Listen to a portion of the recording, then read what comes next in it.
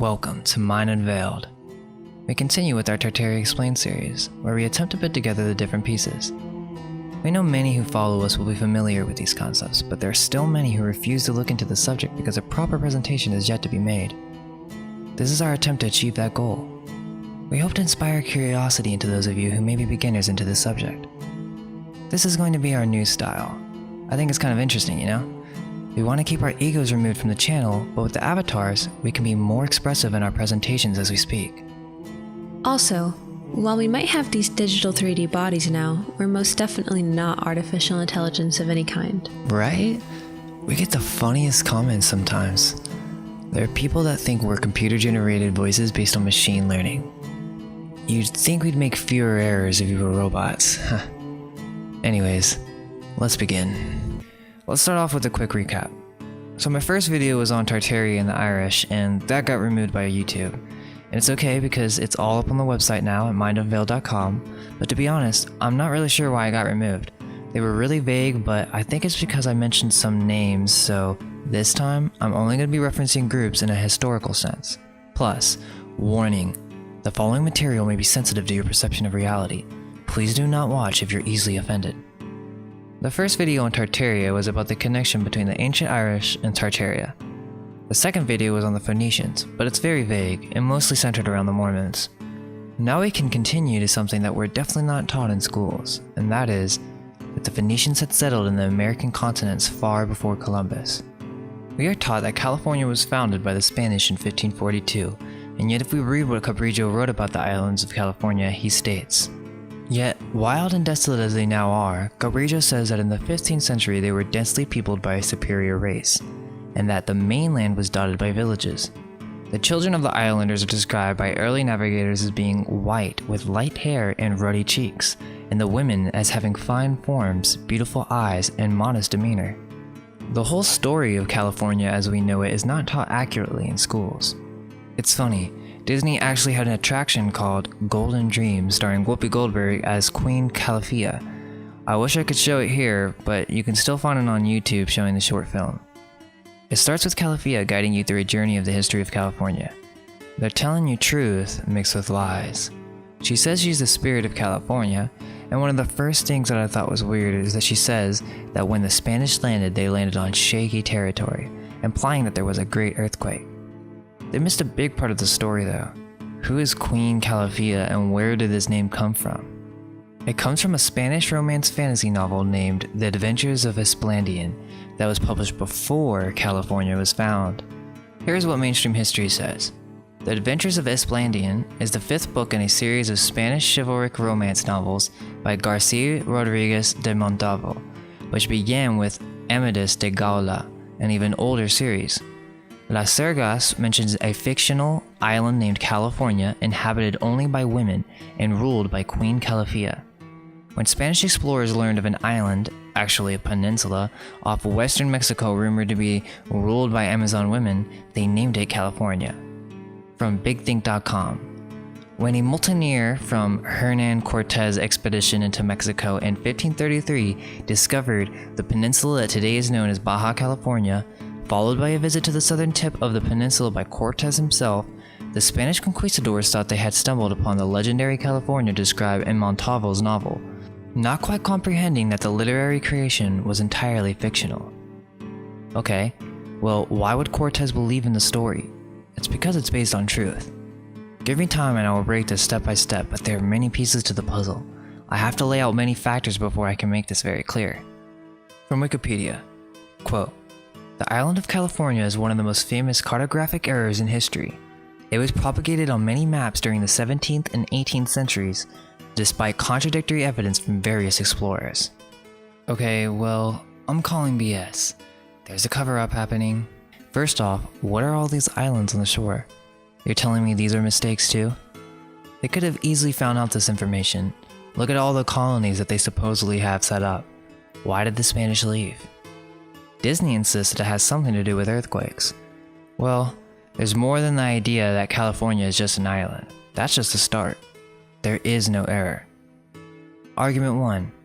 There's multiple maps from various cartographers that are supposedly based on even older maps. Argument 2. The story of the adventures of Esplandian is based and connected to the same story told by Plato and Critias, where he talks about a great war between Atlantis and the great terra firma. We're about to look at some books by the author Girolamo Benzoni, one of the first writers on the history of the New World. In many of his writings, it's very clear that the Spanish reference this land as terra firma. So, if mainstream history is true and that California got its name because the Spanish thought the novels were based on truth, then it further adds to the arguments that they believed it to be based on truth because they referenced the mainland as terra firma, showing that there is more to the novel than just mere fantasy.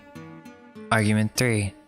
A great continent situated west of the Atlantic has been referenced and written about by classical writers such as Critias, Plato's Solon, Silene, Theopompo, Aristotle, Cicero, Strabon, Eratosthenes, Macrobe, Mela, Scylax, Alienus, Pline, Statius Sabosus, Posidonius, Festus Avienus, Diodorus de Sicily, Plutarch and Cilia, Seneca, and many more. Among these names, there are those whose works are missing or fragmented. This shows that many writers knew about America far before Columbus. Therefore, they knew that this land was not a myth, and neither were the stories of California. If we take a look at some of the first writings on the New World, we will find some interesting information. We're going to take a look at some of the engravings by Bry Theodore. These show America much different than we're brought up imagining. The schools teach that Native Americans or the Indians were the natives of this land. I have some information that will contrast that narrative. In the book by Girolamo Benzoni, America Par Quarta, we see very strange people living in Florida when the Spanish arrive. White, pale, cannibalistic giants, where the males are balding and the females have blonde and red hair, and they definitely do not look like what we know as Native Americans. There's so much I want to say at once, but I have to take this slowly if we're going to make sense of this. If you look deeper, you find that they say this is just a coloring error, and they try to cover this up in more recent versions by coloring everything this weird color. It doesn't add up. The truth is, there are many instances of red-haired giants occupying the Americas, a race descendant of the snake. These people are the Phoenicians, and I'll show you. In the book, The Phoenicians in Haiti, he shows how it's completely possible that the ancient Hebrews could have traveled to America. This also goes with the Book of Mormon and the Levites. Here is a Bry engraving of a Native American. Here is an engraving also by Bry of the pigs. When looking at the engravings of the Celts and the Native Americans, I got the same impression from some of the leaders. It's very similar. The Phoenicians, or the ancient Hebrews, who descended from the Hyperborean or Iberon, Iberia, Ireland, are completely capable of having been known of America/terra firma. There's a lot of evidence for this. The best example is that this is in the Book of Mormon. Joseph Smith finds gold tablets left by the Levites. Okay, come on. If you read the story, it becomes apparent that there was a great civilization in America far before Columbus. This is the reason the Spanish avoided certain areas. They knew all about California. You may be wondering, well, what happened? Why are they described as primitive or as savages? Not too long ago, the sun disappeared. You can find this in many Native American histories where their people had emerged from a cave. Why were they living in a cave? Now, this is some controversial information, but it's based on the book History of the American Indian by James Adair. The whole purpose of this book is to attempt to prove that the Native Americans are descendants of the ancient Jews. I'm not saying that's true or that I believe it, I'm just going over what I found. The author brings to light many tradition-based similarities between the two cultures. This is another source that goes along with the Book of Mormon, and if it's true that the Phoenicians were great builders of modern Victorian-type architecture like it says in the Bible, then could it be that there was a great nation in the great west of America, even the Grand Canyon, but something happened? A great catastrophe, and the people were forced to go underground. It's likely that this event shaped and distorted their features, as they were incapable of seeing light for up to 25 years in some legends. Imagine what this would do to your consciousness. This explains so much, and there is even more to cover that is far from the mainstream narrative. In 1909, an explorer named G.E. Kincaid came across a cave that held mummies, copper ornaments, hieroglyphs, and more impossible artifacts. This is often dismissed as a hoax because no one has ever rediscovered this cave. However, when you realize that the government has quarantined specific areas of the Grand Canyon, it becomes apparent why no one has rediscovered this cave. Not only that, but the first settlers of the Grand Canyon gave Egyptian names to the different formations of the Grand Canyon. Why is this? The story of Amadis of Gaul is basically a long drawn-out fantasy romance novel with their typical motifs, but I found it interesting that the characters in the story represent different things. Esplandian is the son of Amadis, or Spain is the son of Great Britain, but in the story, this is when it was Gallia. Ireland and Spain used to be connected at one time in ancient legends, making one giant island known as Ibernia. The story is of a time before the Great Cataclysm, or Reset. I'm sure that many of you have heard of the Vikings coming to America. Well, let's just suppose that the story of Tara in Irish lore is true, or the stories from Plato where Solon tells of a great war between Atlantis and the Great Terra Firma. Just throwing this out there, what if the Spanish went to America before the Reset and were well aware of California and Mexico? At this time before Spain was Spain, hence the symbolism of Esplandian and his adventures. Bernal Diaz says, "We were seized with admiration and declared they seemed like the castles of enchantment recorded in the Book of Amadis de Gaula, grand towers, temples, and edifices that seemed to rise from the water, and all these were constructed of stone and mortar. Some of our soldiers said they could not be sure whether they were really seeing this or were dreaming. They weren't stupid, why would they just call it California?" Also, the story may be more than just fable. The idea of griffins is not to be taken lightly. Quote, "The griffin is seen on ancient medals, and the chariot of the sun was drawn by these imaginary animals with the head and wings of the eagle and the body and legs of a lion. They represented strength and activity." Basilius, 1647, says of the western coast of North America, quote, "Chains of mountains stretch along the coast, horrifying by their sharpness and steepness to their very peaks. Wonderful numbers of wild animals abound among their fastnesses. People tell that in the forest the griffies, or griffins, are found, and that this is not fable but truth. Along the coast is the land of California." Nicholas Calafias paints Florida full of winged serpents. He affirms he saw one there, and that the old natives were very careful to get its head. What if the events in the history of New America are really in the 1700s? I know, crazy, right? Well, you really think most of these cities were created the way they say they were? It doesn't make sense that the settlers found this new land and paved the way with hard work and labor, and somehow found the time to build the railroads that went across great mountains. The Disney Golden Dream says that it's from Chinese labor. Yeah, right. Also, the bald people from earlier? Yeah, looks familiar to something else, doesn't it? Remember that for later. But anyways, the Phoenicians had many establishments all around America, in Mexico, California. It's not just them, the Moors, or the ancient Lemurians, the Turks, they all knew about America before Columbus as well. There's also many legends of a distinct race of giants with red hair. Physical evidence of giants throughout the Americas. The Wendover Giants. In 1982, a bulldozer operator unearthed an underwater graveyard containing 168 full, 8-foot on average skeletons. 70 of the Wendover skulls contained brain matter in which DNA was taken and tested.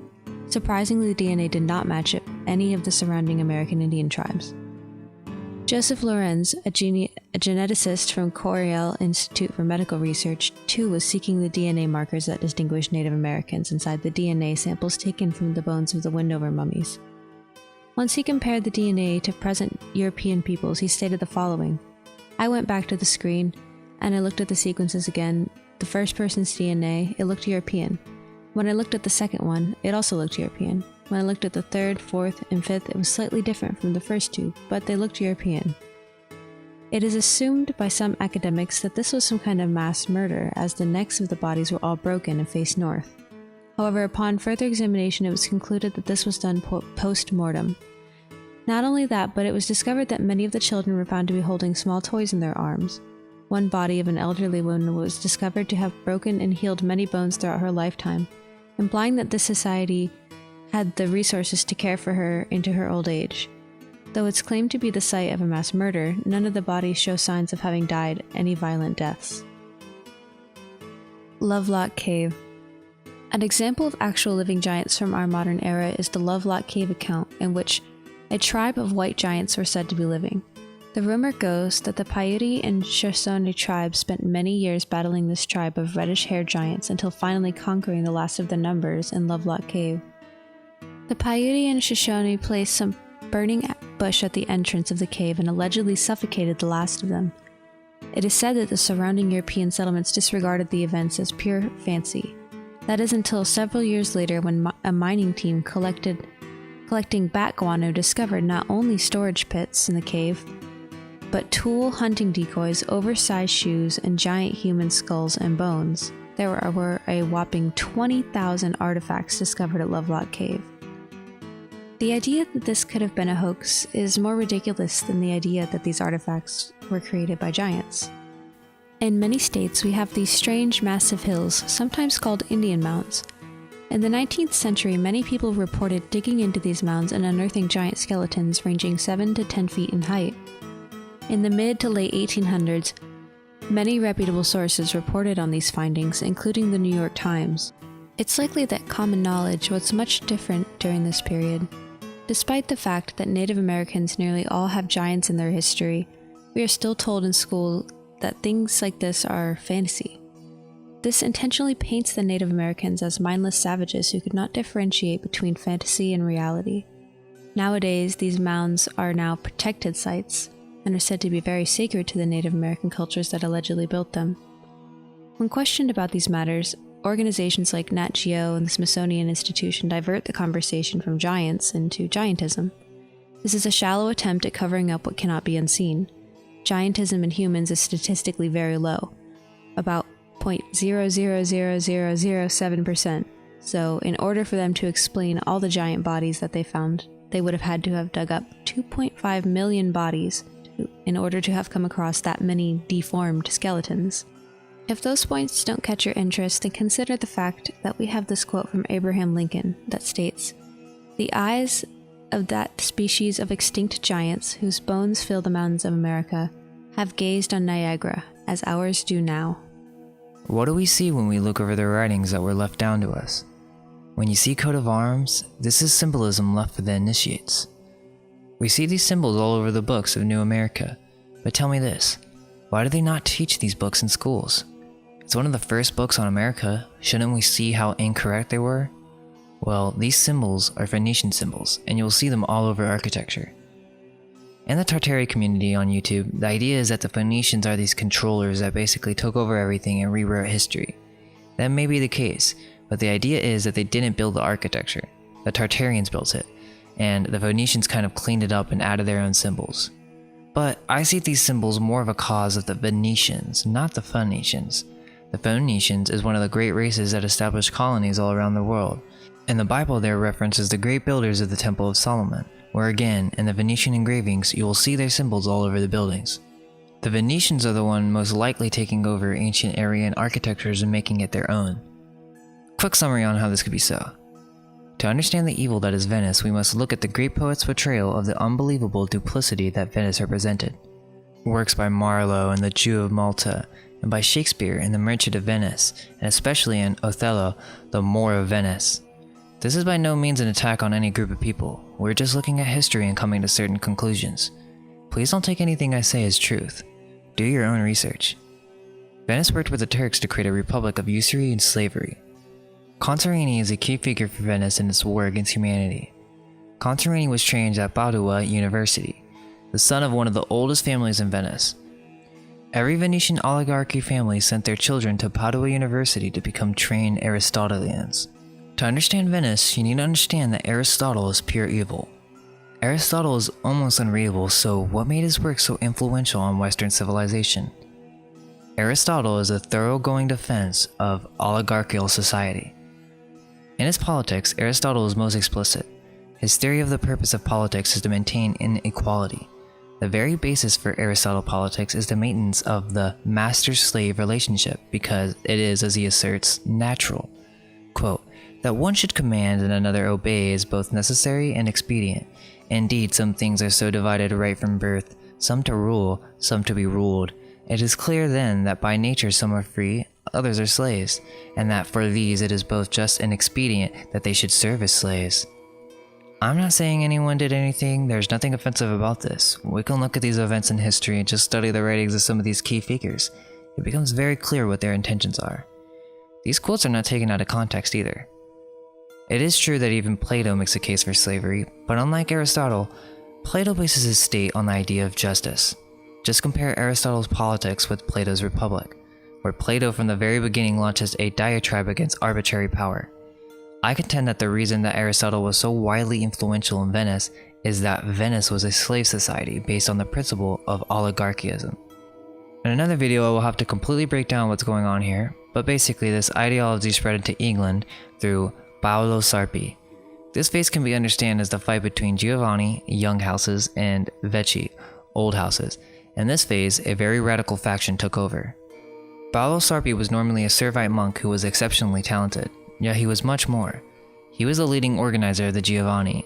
Out of the Giovanni salons and secret society, Venice planned the destruction of Christianity and what was later to be called Freemasonry. In a book about Sarpi, a modern historian by the name of Wooten proves that Sarpi was the creator of empiricism and taught Francis Bacon his so-called scientific method. This work proves that Sarpi revealed himself in his work to be a radical atheist. Think about how influential Francis Bacon was on Christianity, being one of the editors, if not the main editor, of the King James Bible. This also starts to make very clear why we are taught a specific cosmology in schools. Sarpi is the real founder of modernism and the Enlightenment. With these ideas, he created Freemasonry, which dominates England to this day. Out of this ordeal came Giordano Bruno, Galileo, the Rosicrucian cult, and the 30 Years' War. The Giovanni very consciously had to build up their own faction among the English nobility. English had to be totally controlled. The way the Giovanni functioned was by the creation of a Protestant-controlled merchant class. This was most explicit with the creation of the Venice Company by the Earl of Leicester, the founder of the Puritan movement in England. It was he who was granted by certain trading routes. In 1581, another trading company was created with a Venetian agreement, called the Turkey Company. These two companies later merged and became the Levant Company, which later became the infamous British East India Company. These symbols are the elite telling you a secret and a different story. These books on the history of the New World are filled with these symbols. What's going on here? You can also see that these symbols are much older and that they've been used for quite some time. This is history being rewritten. For you still see Phoenician architecture in major cities all around the world, from Cadiz to Venice in California. Why would settlers travel to America to be free and start building European-type architecture? It doesn't make sense. It was already there. And not too long ago, 200 to 300 years ago, there was a great reset, and there has most likely been more than one. The great expositions of the world are all put up by the same establishment in order to keep this continuous lie. How many cities were destroyed in fire? Why put all this effort into building an exposition with all this ornate detail, and it does look like stone, and then go through the effort of tearing it all down in such a short span of time? Some of these buildings from San Francisco look much older, and the truth is, they are. They look very antediluvian, and there's a reason why. Because these buildings were before the flood, which is actually not too long ago. What does that mean? It means we have completely lost touch with reality. 1,000 years of time has been added to our calendar. Think about it. There's 1,000 years of literature, music, and art that are completely missing. The art that we know from the Renaissance is another Venetian scam in which artists were made up for all these great Aryan masterpieces. If you really look into it, there is no text that is before the 1500s. If it is, it's most likely made up. These writings from Benzoni are probably not from the 1500s. Type in any classical musician. You'll see a big gap in the history right before the 1700s. Same for literature. And sure, don't get me wrong, there are examples for different writings from different eras, but most of the time, they don't have a clue when it's from. History as we know is not what we think, and I'm not the only one stating this. I didn't come up with this. One great reference is Fomenko. As many have mentioned, he is an extremely intelligent man known for his feats in mathematics. One of his key works is the New Chronology, where he goes over how our mainstream history comes from one man known as Scaliger. There are some familiar scientists who disagreed with the chronology of Scaliger-Petavius and reckoned that the real ancient and medieval chronology differed significantly. D'Arcija, 16th century. It is known merely that D'Arcija claimed an ancient history to have been forged in the Middle Ages. However, we regrettably failed to have found any of his works. The Salamanca University could not give us any information about them either. Sir Isaac Newton, the great English scientist, physicist, and mathematician, devoted a large part of his life to chronology and published a large volume entitled The Chronology of Ancient Kingdoms Amended, to which is prefixed a short chronicle from the first memory of things in Europe to the conquest of Persia by Alexander the Great. Jean Audouin, Eminent French scientist and author of a large number of works on philology, theology, history, archaeology, and numismatics, he was also director of the French Royal Library and wrote a few chronological works with sharp criticisms of the entire edifice of the Scaligerian chronology. He was of the opinion that the most of the so-called ancient artifacts were either counterfeit or belonged to a much more recent age. Robert Baldorf, the German philologist of the late 19th and early 20th century, assistant professor at the Basel University and author of the 4 volumes entitled History and Criticisms. He came to the conclusion that the ancient literary works were a lot more recent than one has accustomed to think. Guided by philological considerations, Baldorf proved that those works were all medieval in their origins. Edwin Johnson, English historian of the 19th century, criticized the Scaligerian chronology severely in his works, claiming that they needed to be truncated drastically. Wilhelm Keimer, late 19th century, a German scientist and lawyer, developed a method of verifying the authenticity of ancient documents. He discovered nearly all the ancient and early medieval Western European documents to have been either copied or forged in a more recent age. He came to the conclusion that both ancient and medieval history was falsified, and wrote several books on the topic. Quote, "The chronology of ancient and medieval history in its present form had been created and, for the most part, concluded in a series of fundamental works of the 16th to 17th century that begins with the writings of Josephus Justus Scaliger, 1540 to 1609, called The Founder of Modern Chronology as a Science by the modern chronologist E. Bigerman. The groundlaying works of Scaliger and Betavius of the 16th to 17th century present the ancient chronology as a table of dates given without any reasons whatsoever. It is declared to have been based on ecclesiastical tradition. This is hardly surprising since history has remained predominantly ecclesial for centuries, and for the most part was written by the clergy. Today it is believed that the foundations of chronology were laid by Eusebius Pamphilus and Saint Hieronymus, allegedly in the 5th century AD. On figure 1-6, we have a medieval painting of Eusebius Pamphilus of Caesarea dated 1455. It is worth noting that Eusebius of Caesarea is painted in typically medieval attire of the Renaissance epoch, most probably because he had lived in that period of time and not any earlier. Despite the fact that Scaligerian history ascribes Eusebius to the 4th century AD during the years 260 to 340, it is interesting to note that his famous work titled The History of Time from the Genesis to the Nicene Council, the so-called Chronicle, as well as the tractate by Saint Hieronymus Jerome weren't discovered until very late in the Middle Ages.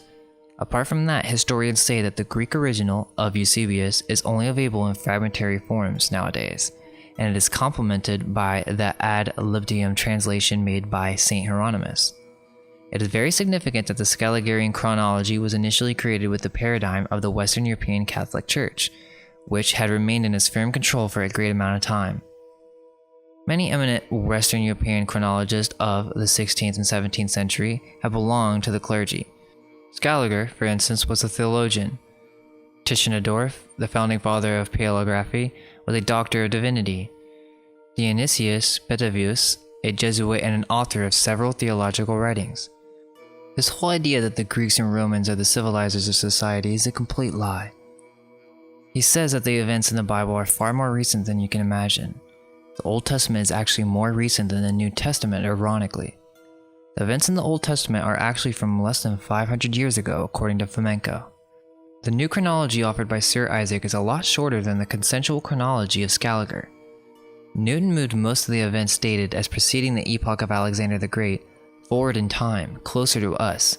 His revision isn't as radical as that contained in the writings of N.A. Morozov, who was of the opinion that the Scaligerian version of ancient chronology was only veracious starting in the 4th century AD.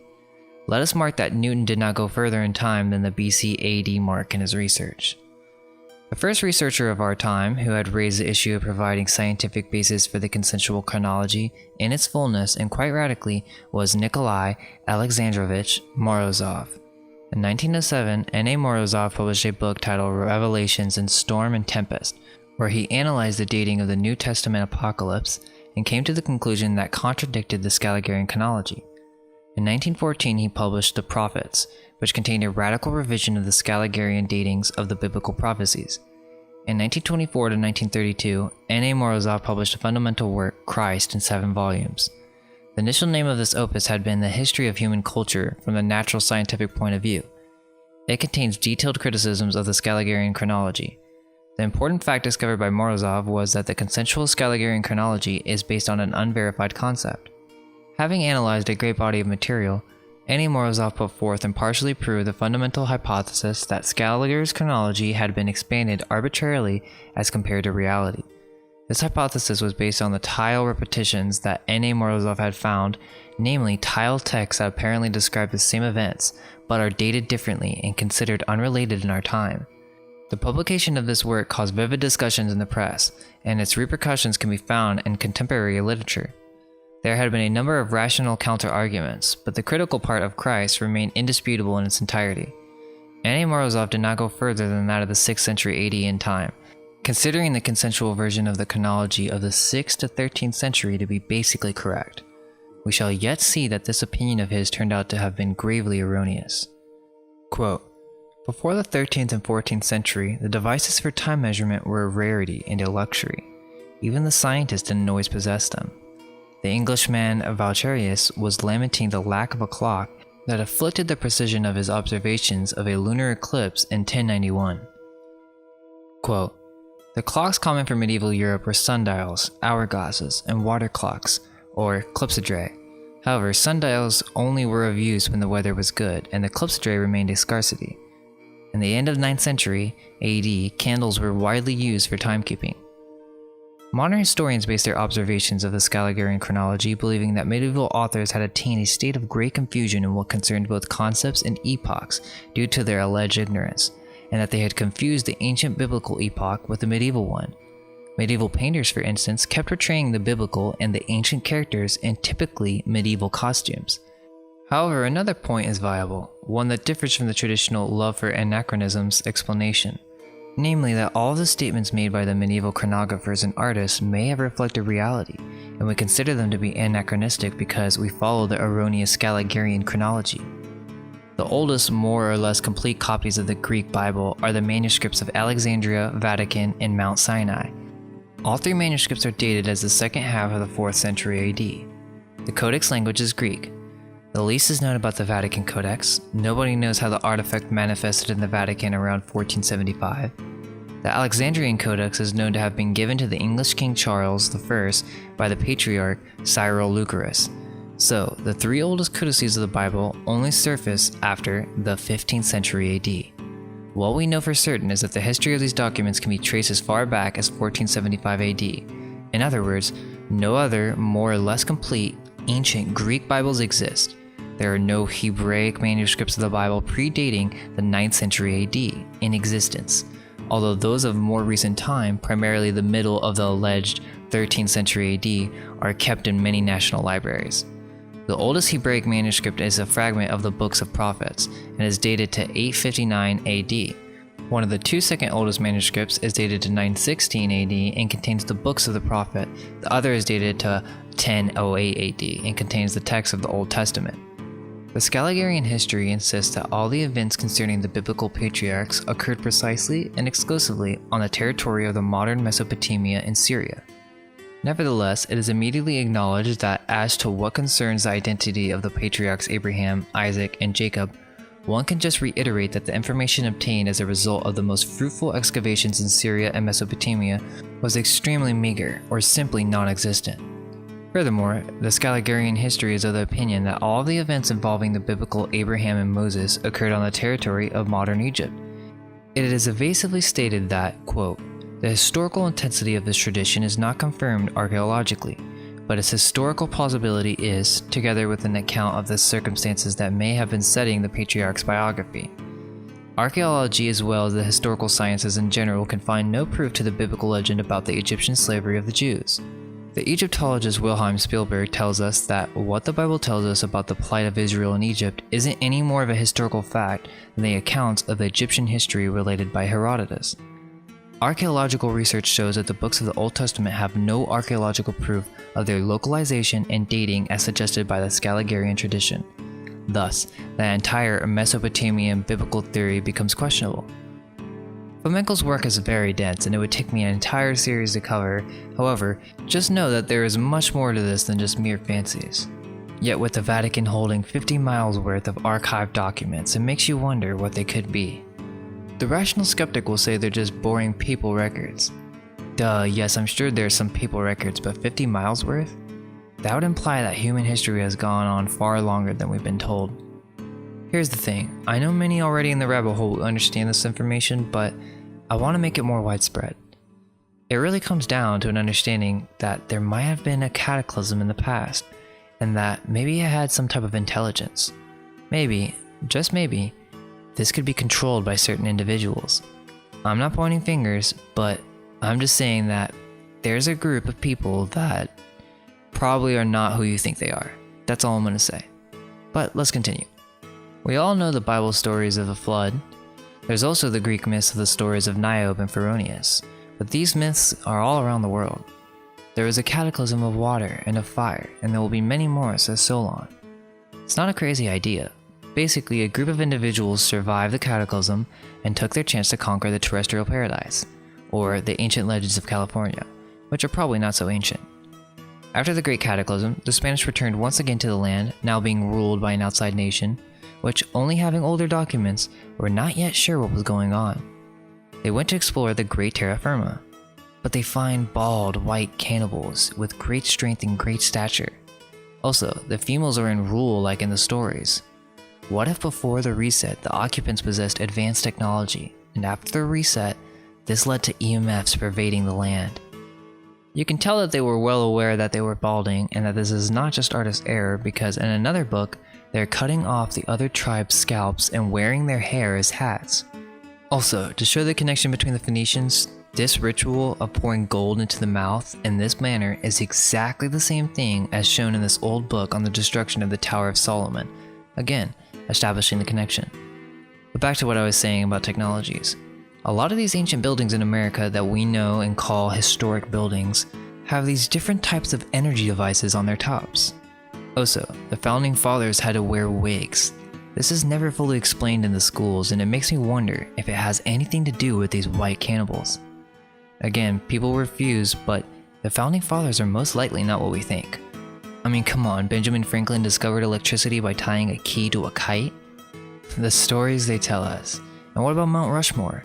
It was just sculpted from dynamite? Maybe so, but what if these inhabitants were here before the cataclysm? Then something intense happened and everything was destroyed. Perhaps before the cataclysm their hair began to fall out because of the technology being used.